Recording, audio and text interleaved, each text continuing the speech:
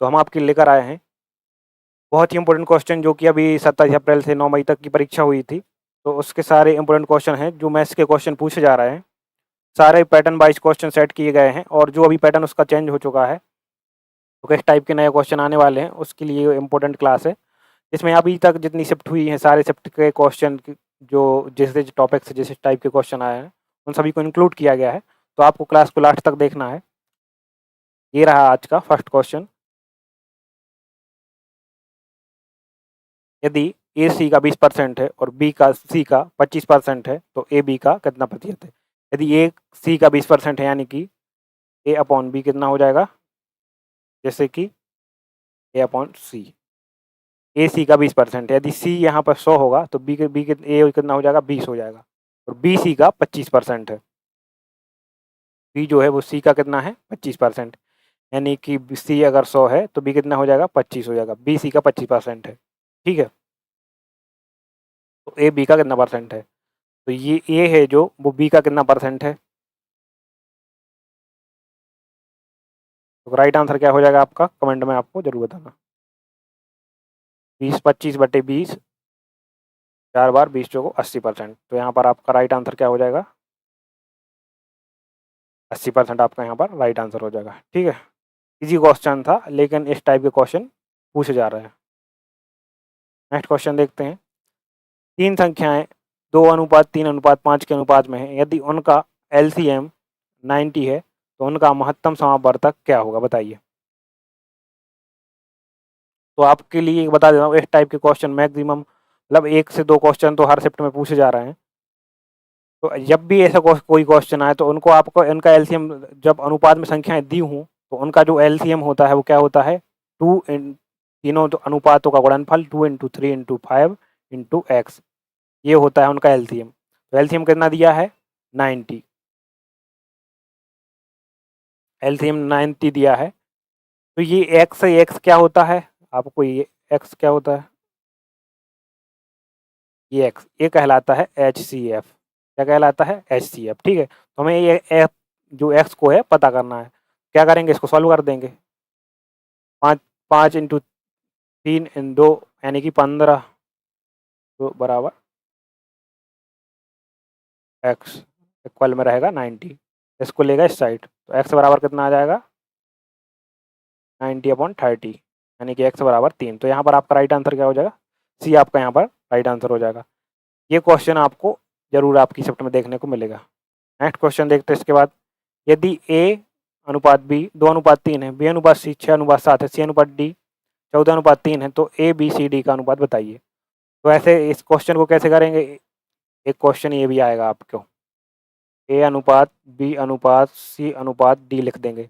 फिर ए अनुपात बी कितना दिया है? 2:3, चलो इसको लिख दिया। बी अनुपात सी दिया है 6:7, 6:7 लिख दिया। सी अनुपात डी लिखा है 14:3, तो 14:3 लिख दिया। ठीक है, अब जो भी जगह यहाँ पे खाली है उसके सामने वाली संख्या को लिख देते हैं। जैसे यहाँ पे 6 लिख देते हैं, यहाँ पे इसके सामने 14, 14, इसके सामने लिख देते हैं 7, 3 और 3। ठीक है, अब काट दो, अगर कुछ कट रहा है तो 7 से काटते हैं। 7 से काटा सबसे पहले काटते हैं 7 से। 7 से काटो, एक ये 7, ये 2 बार कट गया, ये भी 2 बार कट गया। ठीक है, 3 से काटो, ये 2 बार कट गया, गुणा कर दो तीनों का, 8, ये हो गया 12, ये हो गया 14 और ये हो गया कितना? 3। तो हमारा जो अनुपात कितना आ गया? 8:12:14:3। तो राइट आंसर आपका क्या हो जाएगा? यहाँ पे बी आपका राइट आंसर हो जाएगा। बहुत ईजी क्वेश्चन है, लेकिन कुछ लोग इसमें मिस्टेक करते हैं, काटते नहीं है, तो फिर उनका आंसर नहीं आता। तो यहाँ पर ये क्वेश्चन आपका गलत हो जाता है। लेकिन आपको क्या करना है? काट लेना। या तो आप गुणा करके भी काट सकते थे और पहले भी काट सकते थे, दोनों ही केस में आपका आंसर राइट हो जाएगा। नेक्स्ट क्वेश्चन है, 45 प्रति किलो वाली चीनी को 52 प्रति किलो वाली चीनी के साथ किस अनुपात में मिलाया जाएगा कि 55.2 प्रति किलो बेचने पर 15% का लाभ होता है? बताइए।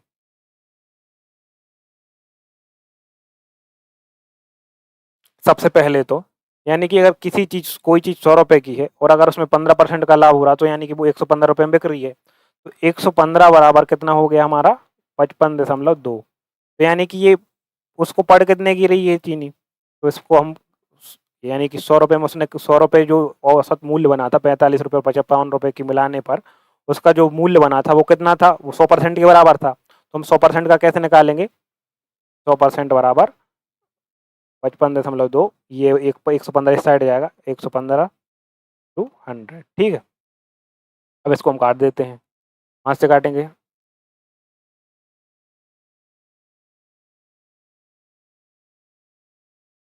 5 से काटा इसको और 5 से काटा इसको 20 बार। अब काट देंगे इसको 23 से, 23 से काटा इसको एक बार और फिर कितने बार काटा, 4 बार, ठीक है।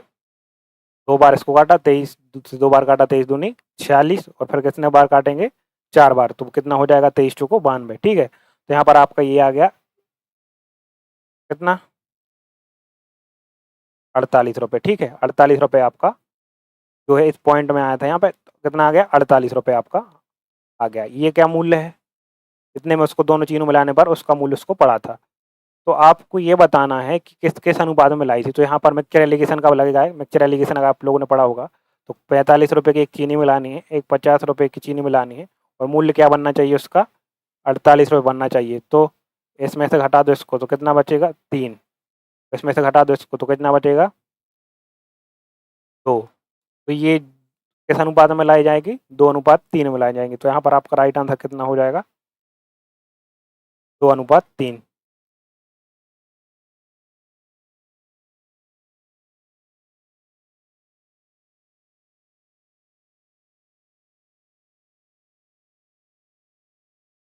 यहाँ पर 52 था, हाँ सॉरी सॉरी, 4:3 हो जाएगा, ठीक है, क्योंकि यहाँ पर 52 है,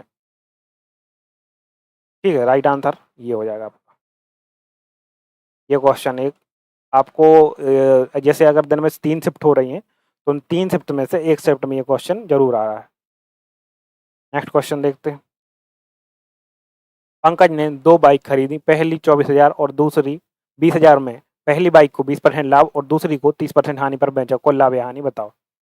तो पंकज ने पहली वाली बाइक को 20% लाभ पर, यानी कि पहली बाइक जो 24,000 की ली थी उसको 120 यानी कि 120% में बेच दिया, यानी कि 20% प्रॉफिट में ये कह रहा है पहली बाइक 20% लाभ पर। तो हम यहाँ पर इसको अगर सीधा लाभ ही निकाल देते हैं कि लाभ आपने निकाला यहाँ पे, तो इसको आप कितना निकालेंगे 24 दूनी 48, 24 दूनी 48, तो कितने में बिकी आपकी, प्रॉफिट कितना हुआ आपको 4800, ठीक है। तो 4800 का आपको यहाँ पर लाभ हुआ, ठीक है। और अगर दूसरी बाइक की बात करते हैं हम यहाँ पर, तो इस पर कितना परसेंट की हमको हानि हुई, 30% की, तो 30% की हानि निकाल देते हैं यहाँ पे।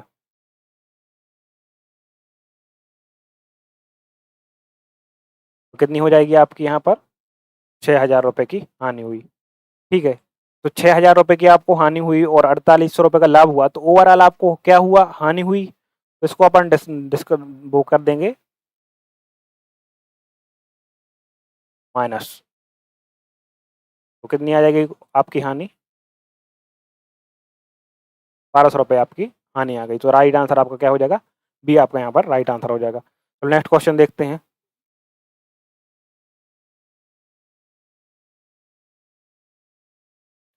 गेहूं की दरों में 20% की गिरावट के कारण एक व्यक्ति 600 रुपये में 10 किलो गेहूं अधिक गेहूं खरीद सकता है। घटी हुई दर क्या है बताइए। इसका राइट आंसर क्या हो जाएगा, कमेंट में बताइए।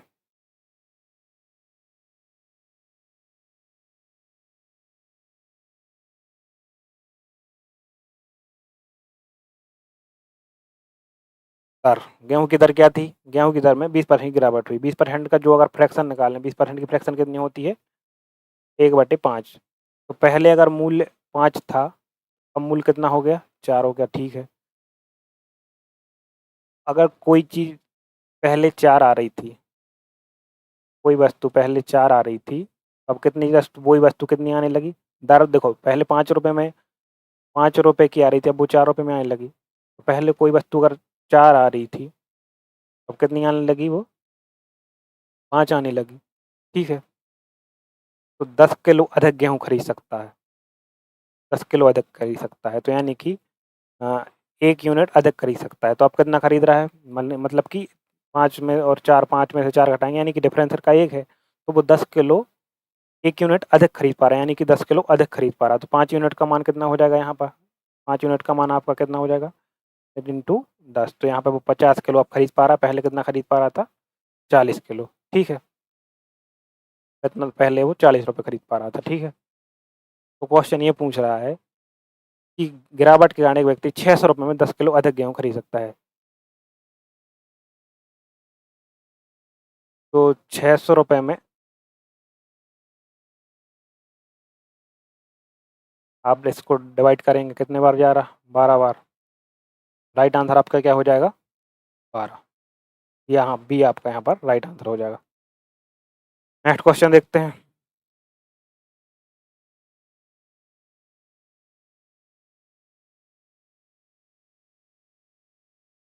ए और बी एक कार्य को क्रमशः 60-40 दिनों में पूरा करते हैं। वे एक साथ कार्य शुरू करते हैं, लेकिन एक कुछ समय बाद कार्य छोड़ देता है और बी शेष कार्य को 10 दिनों में पूरा करता है। ए ने कितने दिनों बाद कार्य छोड़ा, बताइए।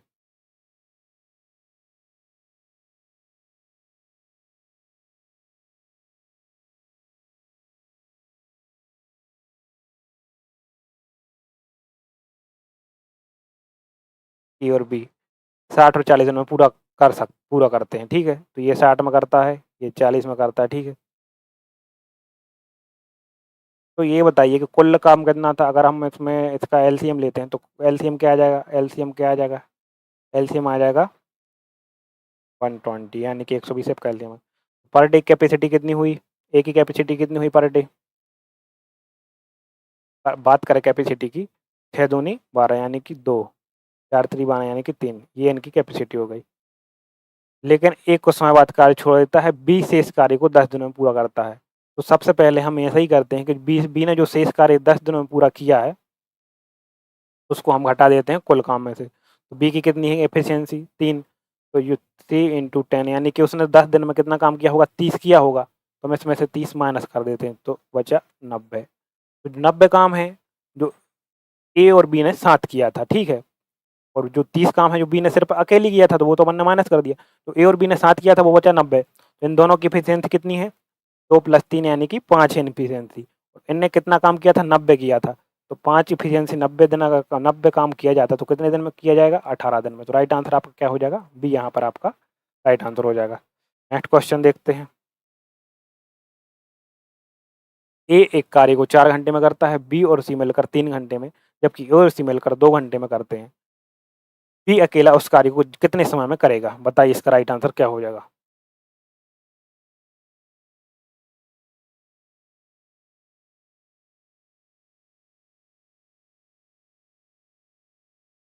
ए किसी कार्य को कितने समय में कर पा रहा है? 4 घंटे में।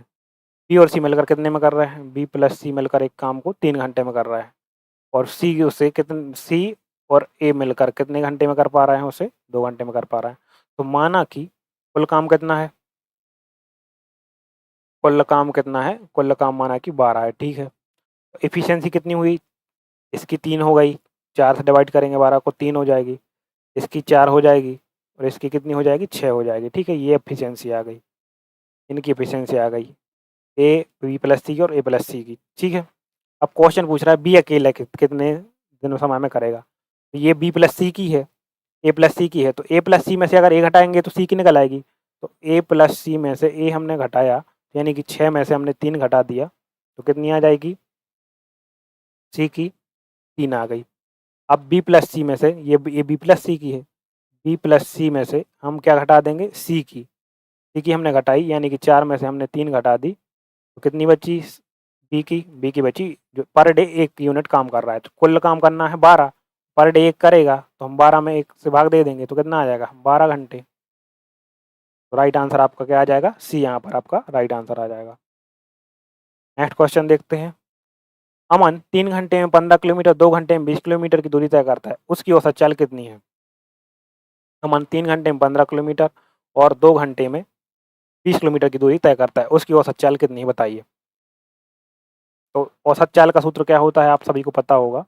औसत चाल का सूत्र होता है कुल दूरी बटे कुल समय। तो औसत चाल का जो सूत्र होता है, तो कुल दूरी कितनी थी? 3 घंटे में 15 किलोमीटर, यानी 15 किलोमीटर प्लस और 20 किलोमीटर, तो कुल दूरी हो गई इतनी। और कुल समय हो गया 3 + 2 यानी कि 5, 3 + 2, तो यहाँ पे हो गया 20, 10, 30, 35 और नीचे हो गया 5, तो भाग देंगे अपन, कितना आ जाएगा? 7 किलोमीटर प्रति घंटा। राइट आंसर आप कर क्या आ जाएगा? 7 किलोमीटर प्रति घंटा। इजी क्वेश्चन है, और आपको फॉर्मूला अगर पता है तो आप इसका राइट आंसर बता देंगे। तो इसका राइट आंसर आपका सी हो जाएगा। नेक्स्ट क्वेश्चन देखते हैं। एक ठोस लंबवृत्तीय शंकु जिसकी ऊंचाई 11.2 सेंटीमीटर और आधार की त्रिज्या 2.8 सेंटीमीटर को पिघलाकर एक गोले में ढाला जाता है, वो गोले का व्यास क्या है? देखो, अगर बात करें कि शंकु का जो आयतन होता है, शंकु का आयतन कितना होता है? शंकु का आयतन, शंकु का आयतन बराबर किसका है? उसको ढालकर क्या बनाना है? गोला। तो गोले के बराबर किसका होगा? गोले का आयतन।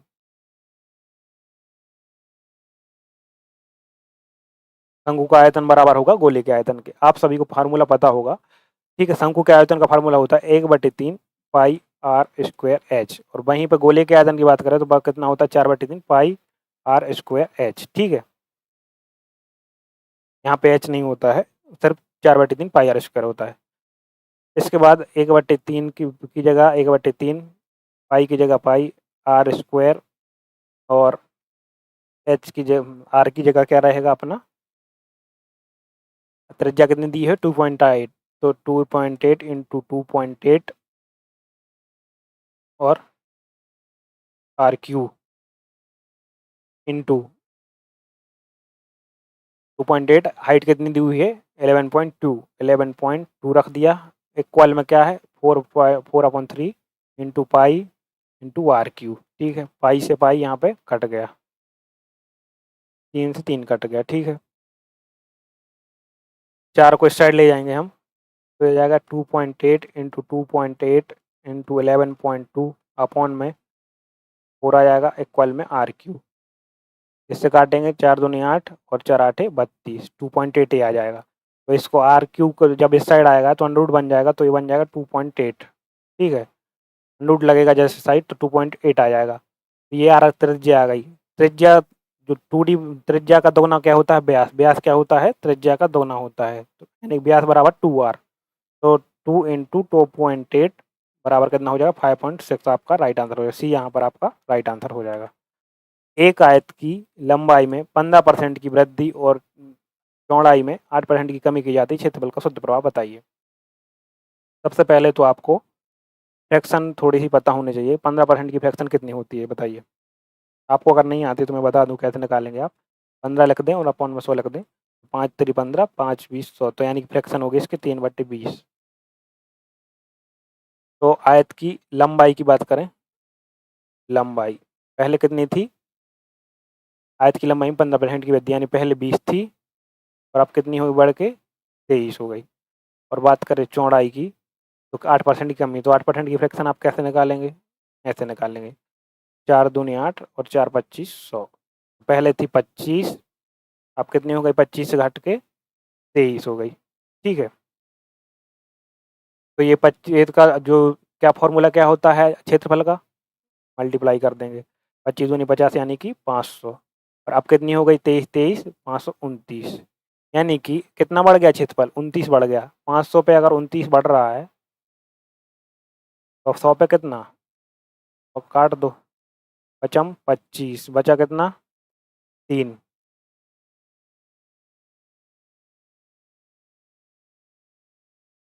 कितने परसेंट की वृद्धि हुई? 5.6%। राइट आंसर आपका क्या हो जाएगा?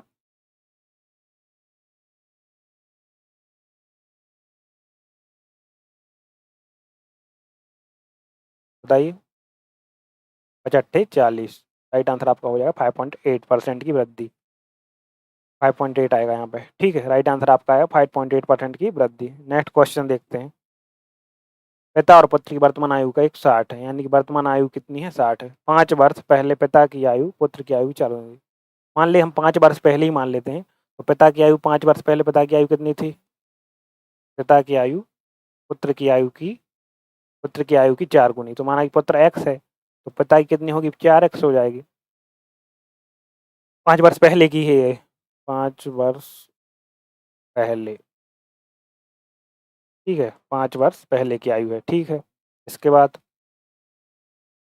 वर्तमान में क्या है, मान यानी कि 5 वर्ष और जोड़ देंगे तो उनका योग कितना है, 4x plus 5 plus x plus 5, यानी कि 5 जोड़ दिया दोनों की आयु में, तो अभी प्रेजेंट की आयु आ गई।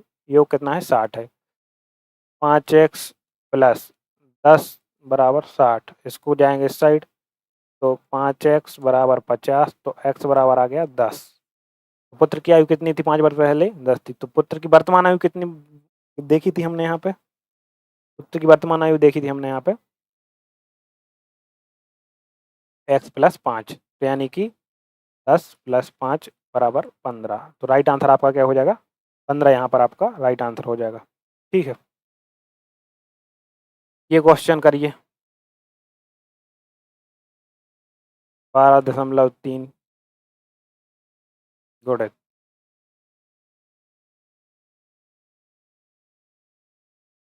सबसे पहले आप अपॉन में ही ले जाइए, 0.03, ठीक है। तो एक पॉइंट से तो एक कट गया, तो एक पॉइंट यहाँ पे बचा और ये तो कट ही गया। इस पॉइंट को हटा देते हैं यहाँ से, पॉइंट यहाँ लगा देते, ठीक है। इस पॉइंट को भी हटा देते, एक पॉइंट से एक पॉइंट कट जाता है। अब ये जो यहाँ से कट, इसको मान ले ये गुणा में है, ठीक है, 0.05 और नीचे भी क्या है 2.05, तो ये तो कट गया, प्लस 2.05। अब ये गया इस कैसे 1.23 अपॉन में क्या आ जाएगा 3, और ये नीचे इसके नीचे अपॉन में 10 आएगा तो ऊपर जाके 10 हो जाएगा। इससे काट दो, तीचों को 12, 3 एकम 3, ये 410 प्लस में आएगा 2.05, कितना आ जाएगा 21205, 412.05। ये आपका यहाँ पर राइट आंसर हो जाएगा। टॉप 20 क्वेश्चन है जो बिल्कुल आपसे रेगुलर पूछे जा रहा है। एक दुकानदार अपनी वस्तु पर क्रय मूल्य से 20% से अधिक मूल्य अंकित करता है। माना कि उसने खरीदी, क्रय मूल्य क्या है, क्रय मूल्य मान लीजिए 100 रुपये है, ठीक है। 20% अधिक अंकित किए तो उसने अंकित कितने किए, मार्क प्राइस क्या थी 120 रख दी उसने, और 10% की छूट देता है, 10% इसने छूट भी दे दी उस पर। जब इस पर हम 10% की छूट देंगे यानी कि इसे 90% में बेचेंगे, कितना हो पे बेचेंगे, सेलिंग प्राइस आ जाएगी 108। तो 100 में चीज़ कोई खरीदी और अगर 108 में बिकी तो कितने परसेंट लाभ होगा, तो 8% लाभ होगा, क्योंकि 100 पे आपको पता ही है कोई कैलकुलेशन करने की ज़रूरत नहीं है, इजी था क्वेश्चन। यदि 15 वस्तुओं का क्रय मूल्य 12 वस्तुओं के क्रय मूल्य के बराबर है, 15 वस्तुओं का क्या क्रय मूल्य, 15 वस्तुओं का क्रय मूल्य यानी कि सीपी, इसके बराबर है 12 वस्तुओं के विक्रय मूल्य यानी कि 12 वस्तुओं के सेलिंग प्राइस के बराबर है। सीपी बटे एसपी क्या आ जाएगा 12 बटे 15, पीछे को 12, 3 5 15, 4 की चीज़ 5 में बिक रही है तो कितने परसेंट का लाभ होगा, 4 25 में 25 पंचे 125, 4 पे 1 का प्रॉफिट, सेलिंग प्राइस 5 है, कॉस्ट प्राइस 4 है, तो 4 पे प्रॉफिट कितना का हो रहा है, कितने का प्रॉफिट हो रहा है, 4 पे 1 का प्रॉफिट हो रहा है आपको। यहाँ आपको प्रॉफिट कितने का हो रहा है, 1 का हो रहा है ना, तो यहीं पे 4 पे 1 का प्रॉफिट कितना हुआ 4 25%, ठीक है। तो कितना परसेंट प्रॉफिट हुआ 25% का। तो राइट आंसर आपका यहाँ पर बी, यहाँ पर आपका करेक्ट आंसर हो जाएगा। 16 क्वेश्चन देखते हैं। 5000 की राशि पर 10% की दर से 2 वर्ष का चक्रवृद्धि ब्याज, तो किस मेथड से करेंगे आप इसे, 5000 पे अगर बात करें फर्स्ट ईयर का कितना हुआ, 10% कितना होता है 500, सेकेंड ईयर का कितना हुआ, पहले तो इसका ब्याज 500 और फिर फर्स्ट ईयर के ब्याज का ब्याज यानी कि 500 का 10% 50, ठीक है। तो जो CI और SI का डिफरेंस होता है ये ब्याज पे ब्याज वाला हिस्सा ही होता है, CI और SI का डिफरेंस, ठीक है। CI SI का डिफरेंस होता है ब्याज पर ब्याज ही वाला, इस पे जो लगा है ब्याज वो 50 रुपये, यही हिस्सा होता है। तो यानी कि 50 रुपये जो है CI और SI का अंतर होगा। ठीक है, तो आप ऐसा भी कर सकते हैं, अगर आपको ज़्यादा नहीं कि जब भी कोई मूलधन हो और अगर 2 साल का समय दिया होता वो है, तो उसमें आपको 2 बार दर निकाल देनी है। सबसे पहले उसका 10% निकालेंगे, फिर उसका 10% फिर निकाल देंगे, जो भी दर दी हो, इसको काट देंगे, तो आपका 50 यहाँ पर राइट आंसर आ गया। इस प्रकार से आप इसे कर सकते हैं। इजी क्वेश्चन है, कोई बड़ा नहीं। कोई राशि साधारण ब्याज की दर से 5 वर्ष में दुगनी हो जाती है। मान लो कोई राशि जैसे 100 है, तो 5 वर्ष में क्या हो रहा है, ये राशि कितनी हो रही है, दुगनी हो रही है, यानी कि 200 हो रही है। ठीक है, 100 बढ़ रही है 5 वर्ष में, तो अगले 5 वर्ष में भी क्या होगी, फिर 100 बढ़ेगी। 100 बढ़ेगी तो कितनी हो जाएगी, 300 हो जाएगी। तो क्वेश्चन कह रहा है कितने वर्षों में 4 गुनी हो जाएगी, तो 4 गुनी हो गई, फिर बढ़ गई 100, तो कितने वर्षों में हो गई ये, 15 वर्षों में। तो राइट आंसर आपका क्या आ जाएगा, सी आपका यहाँ पर राइट आंसर आ जाएगा। नेक्स्ट क्वेश्चन देखते हैं। वह छोटी से छोटी संख्या ज्ञात करें जैसे 12, 15 और 20 में विभाजित करने पर प्रत्येक स्थिति में 4 शेष बचे। इस कंडीशन में आपको क्या करना है, एलसीएम लेना होता है। क्या करना है, एलसीएम लेना होता है और उसमें आपको 4 को जोड़ना होता है, जो भी संख्या दी हो उसको जोड़ना होता है। इस सब का एलसीएम कितना आ जाएगा, 12, 15, 20 का एलसीएम कितना आ जाता है, 60। ठीक है, और इसमें आप जैसे ही 4 जोड़ देंगे तो कितना आ जाएगा, 64। तो आपका राइट आंसर आ जाएगा बी, आपका यहाँ पर करेक्ट आंसर हो जाएगा। ठीक है, इसके बाद नेक्स्ट क्वेश्चन देखते हैं। इजी क्वेश्चन है, एलसीएम आपको निकालना आता ही होगा। प्रथम 10 अभाज्य संख्याओं का औसत क्या होगा। देखो, अभाज्य संख्या प्राइम नंबर कहाँ से शुरू होती है, सबसे पहले तो 1 से होती है। 0 प्राइम नंबर नहीं है, तो आपको इसको अभी काउंट नहीं करना है। प्राइम नंबर वो नंबर होते हैं अभाज्य संख्याएं जिनमें सिर्फ खुद से जाए और 1 से भाग जाए। 1 हो गया, जैसे 2 हो गया, 3 हो गया, 5 हो गया, 7 हो गया, इसका 11 हो गया, 13 हो गया, 17 हो गया, 19 हो गया। कितनी हो गई, 1, 2, 3, 4, 5, 6, 7, 8, 9, 19 हो गया। इसके बाद 21, 22, 23 हो गया। ठीक है, इन सभी को जोड़ देंगे, जोड़ दो इन सभी को, कितना आ जाएगा,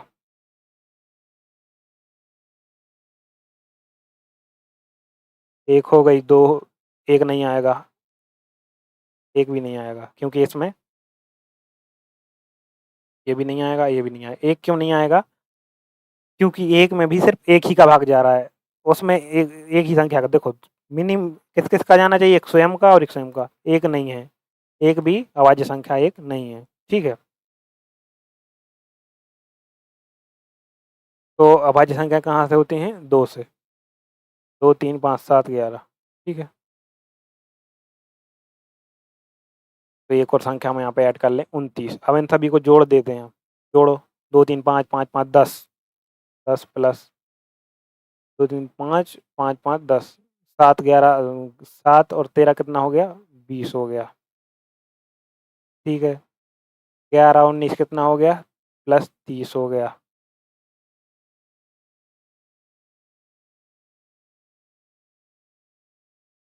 ठीक है, ये जोड़ दिया, और 17, 20, 30 प्लस 40 हो गया, बचा 29। 29 को और जोड़ दो, कितने हो गए, 20, 10, 30, 30, 60, 60 और 40, 100, 129। संग 10 से भाग दे दो, इसमें कितना आ जाएगा, 12 पॉइंट। ये आपका यहाँ पर राइट आंसर आ जाएगा। ये रहा आपका 20 नंबर का क्वेश्चन। एक चोर एक पुलिसकर्मी को 200 मीटर आगे देखता है। चोर 10 किलोमीटर प्रति घंटा और पुलिसकर्मी 12 प्रति किलोमीटर घंटा दौड़ता है। पुलिसकर्मी की चोर को कितनी दूरी पकड़ लेगा। इस प्रकार का क्वेश्चन आएगा तो आपको क्या करना है, दोनों की डिफरेंस निकालना है, किसमें, स्पीड में। तो इसके इन दोनों की स्पीड का डिफरेंस क्या है, 12 माइनस 10, यानी कि 2 किलोमीटर प्रति घंटा। ठीक है, और डिस्टेंस कितनी है, 200 मीटर। तो दूरी ये है और चाल ये है, तो कितने समय में पकड़ पाएगा, पहले तो ये निकाल लो। 2 किलोमीटर प्रति घंटा यानी कि इसे अगर हम बदलेंगे मीटर प्रति सेकंड में, तो 5/18, 5/9 मीटर प्रति सेकंड। ठीक है, 5/9 मीटर प्रति सेकंड आपका क्या, आ गई चाल। जब ये 5 मीटर में 5/9 मीटर प्रति सेकंड से दौड़ेगा, ठीक है, तो कितने सेकंड तक दौड़ेगा, 360 सेकंड, ठीक है। 360 सेकंड में तो चोर कितनी दूरी पर पकड़ लेगा? चोर को, पुलिस चोर को कितनी दूरी पर पकड़ लेगा, ये कह रहा है। बताइए।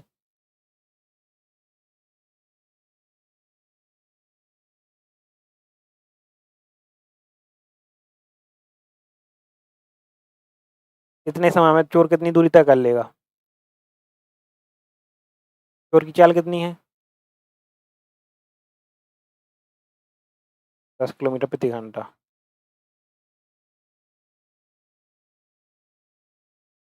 तो इसको 360 बटे पचम 25 बटे 9, 9 चौको 36, 25 चौको 100, 25 चौको 100, यानी कि 1000 मीटर वो और चल लेगा।